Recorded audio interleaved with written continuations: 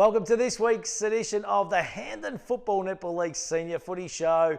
And wow, we're halfway through season 2023. 9 rounds down on the run home now. That is unbelievable when you break it down. But Hilly, what a wonderful weekend of football last weekend. The highlight, obviously Jason Rowan, reaching the record, surpassing Tony Russell of 1,020 goals last week against the Portland Tigers. A fantastic achievement by Jace. He was going to try and join us tonight, but he unfortunately can't because he's working away. But seriously, I don't think we'll ever see this again. Well, he's a modern day legend, isn't he, Matty? And I think it's probably a milestone he's probably happy to achieve now. There's been so much push and I guess discussion over the first half of the year, so it's nice to get it off the back. But terrific player.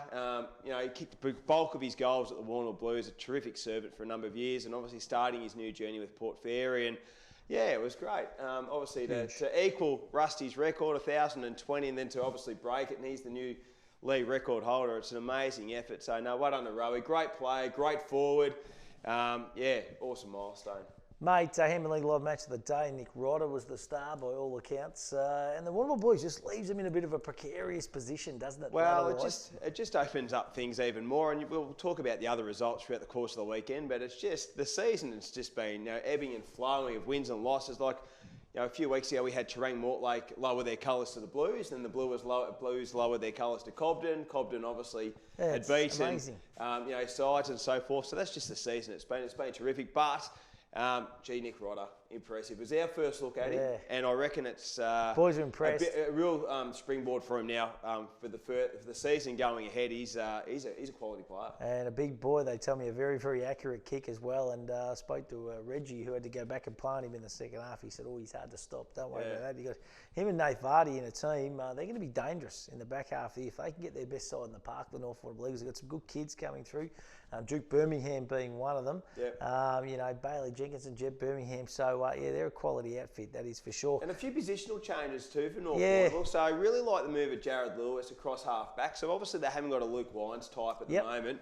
We know Wines is a really clean ball user and so forth. And I think that's what Adam Dowie's wanted, just by putting Jared back into that half back line, that rebounding half back that can really drive the footy and give those nice foot skills and be that sort of quarterback. And to be honest with you, he looked a little bit out of place early on, just getting used to it. But as the game got on, played a really solid brand, and it could be something we might see over the next few weeks. And obviously Wines comes back a little bit later in the year, but a nice little replacement to plug that hole at this current time. When they do get Luke Wines back, I reckon that might be the missing piece of the puzzle, to be honest, Hilly, because he's such an important player. He frees himself up. He finds space, and then that frees Jenkinson up more. And, so it's pretty important. What about after the siren kick from Clemmy Nagorka? I've seen some of the audio or some of the visual going around the boys behind the goals. I was away on the weekend with some Koroit legends, and they had the footage.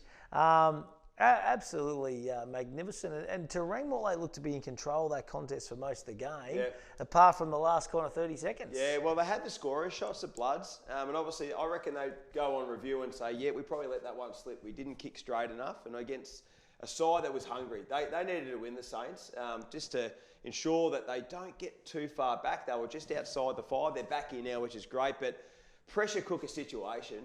Unbelievable. Clemmy Nagorka, he's only really in his second or third year of proper senior footy, and to go back with the poise and precision to nail that goal, it really showed a lot of maturity. So an awesome effort and great win by the Saints, and I think that could be a real catalyst for the next 9 weeks to be really positive for the Saints. Hey, Hamilton Kangaroos, they break and get their first win of the season.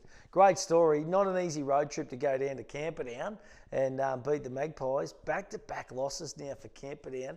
I must admit, I wasn't expecting that result last weekend, but well done to the Hamish Walsh and well done to the Hamilton Kangaroos. That's awesome to see. Yeah, well, I guess we've spoken a little bit at length that Hamilton was zipping 8 going in, but they weren't playing like a zipping 8. So it wasn't like they were getting pantsed or anything like that. They're actually playing some really good brand of footy, and their goal kicking was their issues early on. They've got that obviously fixed up and so forth, but I think just a few other minor adjustments enabled them to come from behind. Camperdown had a great start and were able to maintain that first half, but then Hamilton through young Hamish Cook, who's going to be a serious player, just played that bit of footy, and their youngsters are going to be better in this next 9 weeks. They had a good season of it last year. We know they've gone the youth policy where they've brought up a lot from the under-18s and a half. So, yeah, I'm expecting some exciting things from the Kangaroos. They're an exciting unit. There's no doubt about it. You know, young Urquhart, Burgess. I know Rory Gill's not playing at the moment. He's got a lot of ability about him. So, yeah, I think they're on the right path. And, yeah, great to see Hammer finally get a win. And they always seem to match up all right, Camperdown and also Hamilton. So it was no surprise to me that it was going to be a close game, and a real close one it was. Other footy news too, of course. Well done to Georgie Stevens, Lamont Lawal, Finn O'Sullivan, 3 Hamilton League boys, all representing Vic Country. They play at the South Australian Football League, or the SANFL, this Saturday. So that is a great achievement to have 3 in the one team. Well done to all. We spoke with Georgie Stevens in the pre-game on Hamilton League Live last week, and speaks enormously well. Like, he's going to be a real good find for an AFL club, but the surprise packet this year's been Lamont Lawal. Like, I know he's put a lot of work in the off-season, and it's really paying dividends. We saw him firsthand in that final at Victoria Park last year, and running off that half back, and you just could see he's got the capabilities of playing some really good senior footy, and obviously he's taken his footy to the next level. So, yeah, a reward for effort. We know Finn O'Sullivan, he's going to be a star. Yeah, no, he's bottom age, and he's still got another. I think we're going to have a bit of talent drafted out of our area in the coming years. The under-16 boys, Charlie McKinnon, Sam Nicholas and Archie Taylor from the Cobden Bombers, son of BT. Well done to those boys. They had their first victory against Vic Metro, which is never easy, 4-point winners last weekend. So well done. And by all accounts, all boys acquitted themselves really, really well. So that's a great effort as well. Now, talking about that, the under-23 squad has been announced. Now, Brownie was going to join us tonight, but he's going to join us next Wednesday night via Zoom. So he had school footy or kids footy tonight, so he was there. So the big man does a hell of a lot, but I didn't want to annoy him too much tonight. But this squad has been announced, Hilly, so I'm going to run through the names now. Great squad, 34 players. From the Camperdown Magpies, Zach Sinnott, Sid Bradshaw, Hamish Sinnott. From Cobden, we've got Mark Marriott, Paddy Smith, Geordie Fowler. Hamilton Kangaroos, Hamish Cook, Rory Gill. You just touched on both those kids. We have got from the Koroit Saints, Paddy O'Sullivan, Tommy Walsh, Mac Peterson, Jack Block and Clem Nagorka. From the North Warrnambool Eagles, Bailey Jenkinson, Jackson Grundy, Jet Birmingham. Port Fairy, Jet Hopper, Oscar Pollock, been in great nick. Portland, Toby Jennings and Sammy Hampshire. South Warrnambool, we've got Isaac Thomas, Ollie Bridgewater, Willie White, Jed Henderson, Archie Stevens. From Terang, Mortlake, Reece Buck, Riley Hutchins, Darcy Hobbs and Kane Johnston. And from Warrnambool, Mitch Bidmaid, Liam Bidmaid, Harry Ryan, Ethan Boyd and Ryan Wharf. That is a fantastic squad of players there that has been released. Good representation from all 10 sides, and there's been some enormous talent in there, like Clemmy Nagorka. I think it's a great opportunity for him if he was able to make the final cut. Hamish Cook and Rory Gill, 2 great players. And Toby Jennings, I've had a big opinion of Toby for a couple of seasons now, and to see what he could do at that next level of footy if he's able to be selected in that final team, really, really positive. And obviously, Archie Stevens has had a great year. Actually, Hamish Sinnott had some good feedback about his game for Carlton. Mark Marriott's played some VFL. So I know you've said, Brownie's really keen to try and get one of these kids drafted from the side, and with the list we've got there, I think there's some kids who've got ability that might be a chance. And it's all thanks to Clinton Bolsh Warrnambool Kia, of course, and we're playing for the Clinton Bolsh Cup, which is magnificent to remember the big fella as well, which is sensational. That's coming up on Saturday, July 1. Boys are going to have a camp. It's like an origin camp, to be honest. It starts on Sunday in the build-up, training Tuesday and training Thursday. And our sponsors, our Hamilton League Live sponsors and also our Hamilton League sponsors, going to get to have a night with Brownie. We're going to sit in on the team meeting at Thursday night selection, which is going to be magnificent as well. So an opportunity for them to come along, be part of it, sit in on Brownie's meeting, listen to him talk to the players, go through the team, go through the strategies. That is going to be magnificent. It's got a great hype, hasn't it? Obviously, Ballarat, we've got a nice little rivalry with the Ballarat Footy League at Mars Stadium, but coup de feet is Ballarat Footy League versus Jay Brown and Hampton League. I think it's the system that a lot of other leagues should go for if they're going to follow suit with this sort of process. That you start looking at getting some of those big names, and obviously you don't have to have affiliation with the Ballarat Footy League. We know Cooter played for Carlton. He's obviously from that metro part of Melbourne. So, but just to have that big name and creates that hype and so forth. And I guess too, the pathways where these guys have got connections, certainly beneficial as well. Yeah, love it. No, it's going to be fantastic. So we're going to talk more about that in the coming weeks.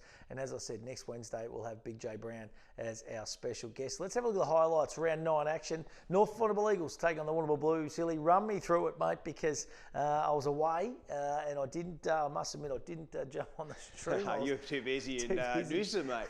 Too busy. Hey, to be honest, with a really even first quarter, Stewie, Jed Turlin obviously started off proceedings really nicely, a nice finish-off goal here. They kicked to the Mortlake end of the ground, and she was even Stevens for that first half. There wasn't much change. Nick Rodder kicked the first of his 7 goals.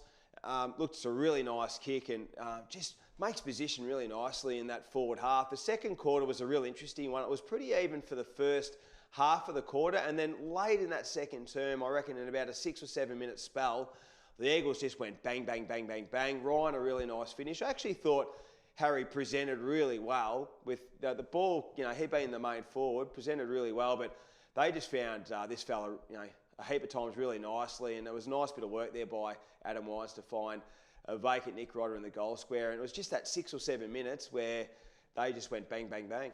Yeah, they're starting to build, the Eagles, for mine. When you look at a challenger to South Warrnambool and Terang Mortlake, those teams that are up around the top, I reckon that the Eagles are certainly going to be that team, especially as we said with that inclusion later on in the year of Luke Wines, going to be pretty important as well. Tommy Batten's had a good year, hasn't he? Oh, terrific. He was, at one stage, they had 10 goals, kicked the North Warrnambool Eagles. Rodder had kicked 6 and Batten had kicked 4, and I really like his move up forward. He just adds a bit of versatility and it just sort of reshapes him a little bit. We know he's a long, prodigious kick, but he's just got good footy awareness. And look at that. Rodder didn't push up the ground too much, was able to hold his ground and was able to get some separation. And that was our Mako Hire highlight of the day. He's just gutsy, Callum Grundy. Yeah, he is. He has a crack, doesn't he? Hey, it's interesting. Leaves Warrnambool in a really tricky spot now too. They lost a close one to Koroit, and they've lost another game here to the North Warrnambool Eagles.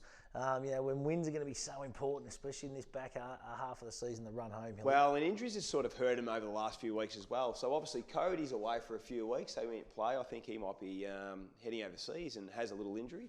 Lost Weymouth in the ruck. On the weekend, Eamon Radley had a bad dislocation, it seemed, in his wrist area, so he'll spend an extended time of off the ground. And then obviously Jai Turley come off with a leg injury too. I'm not sure the severity of little Cyril's injury, but they were down to 2 rotations. And they tried hard and they had some really good passages of play, but they just lacked that little bit of polish in the end with those foot skills. And again, they sort of had to resort for Cowling to make the move down forward just to try and generate a few scores. And he was able to, I think, might have kicked 2 in the last quarter, but the Blues, Dan, obviously a great coach, well credentialed. He'll have some things going on in the background where he'll try to reshape and reset the Blues. They're certainly not well and truly out of it, but I guess a big game this weekend, really. Yeah, they've got a good young kid. I saw school footy today, young kid Carter, who I reckon is going to get a taste at senior football at some stage, and maybe a Sam Nicholas. Yep. You would imagine is going to get a taste too, coming off the back of that Vic Country game. Hey, this weekend, round 10 action, we're at the turning point. So we're back to round 1 effectively. Campion v Terang Mortlake, that is our match of the day. Looking forward to this game. There was a kick in it, round 1. It's going to be a beauty because the Magpies need to fire. They need to bounce back and they need to do it this week, don't they? Well, I guess you look at the last 2 weeks, they've played Port Fairy and Hamilton, and no knock on those 2 sides because both sides have played really, really well, but they would have penciled them as, games that they were well and truly, in the form they were in, well and truly games that they were capable of winning. So obviously they hadn't. So, big game this week. Riley Arnold's 100th game for the Camperdown Magpies. Great effort. And I know Swaney and Troy Stevens in the team, they'll be pumped up. But in saying that, Bloods lost the thriller on the weekend, so they'll want to try and maintain that spot in the 3. So they're currently 7 and 2, and sitting in second. But there's no promises at the moment, so they really need to make sure that they start the second half of the season like they did with the first to consolidate a top 3 and a double chance. Good to see Louis Taylor best on for Terang Mortlake last week as well. Hey, Hamilton North Warrnambool. They're going to be up and about a bit, and they did kick them. They kicked a 10-goal second quarter against the Eagles in round 1. So they're going to think they're half a little sniff. Yeah, and I reckon it might be nearly one of their last games back at Melville Oval as well before the redevelopment too. I think they've got a couple of later games at Dunkeld. I'll give the Kangaroos every chance, even though I think North Warrnambool were playing great footy.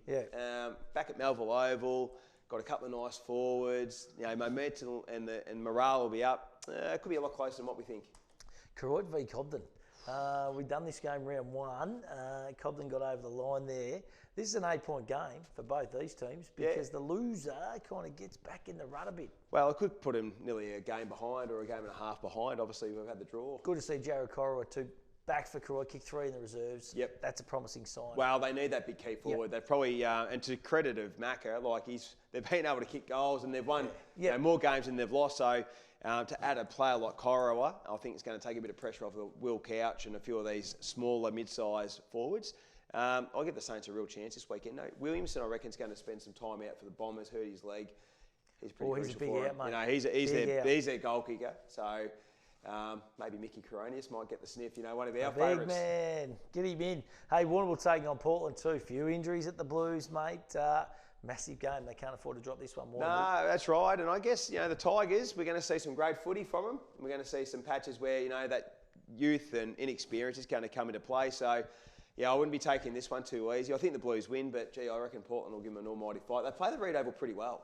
And South v Port Ferry is the final game. Seagulls were all right against them round 1, and I'm telling you, they're in pretty good form at the moment. Well, I think that, and people might disagree, but I actually think they're good enough to play finals. Yeah. I think if they have a healthy list and things go their way, they're certainly capable. So I think the Roosters get the job done, but they played well against them last time. So did I have them in my predictions at the start of the year in 5th? No, you had the Bloods, I think. Had the Bloods in there. Yeah. I've got one right, maybe, hopefully.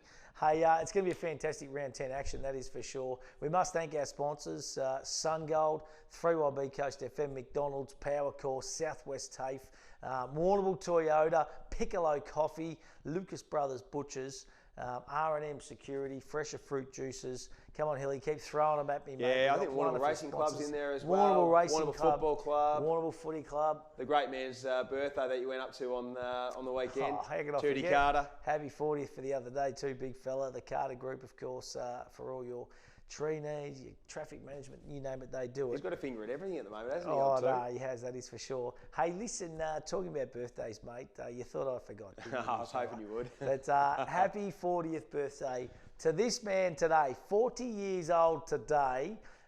Just take the beanie off, mate. No. I look like a 60-year-old if I take the beanie off. So that's what 40 years of hard, stressful work and that does for you. But, mate, congratulations. Thanks, a great mate. effort. And, we made it there, so hopefully we can live another 40. Another 40, mate. It'd be a great effort. Another 20 on Hampton League Live. We'll get past maybe Lindsay and gee whiz, Johnny. if I got 20 in me, big fella, 20 will put me to 66, big fella. I don't know whether I've got another You'll 20. be signing yourself up in Queensland in retirement, I think. Jeez, I hope so. I've got to win Tasloto first. Hey, mate, congratulations. Thanks, seriously. Mate. Appreciate it. Happy birthday to you, mate, from all of us. You do a wonderful job on Hampton League Live. Great footy caller and one of the best in the business, mate. No mistake about it. Appreciate it, That mate. is for sure. Hey, listen, look forward to seeing you this weekend. Round 10 action in the Hampton Football Netball League. We'll see you at the Footy and Netball.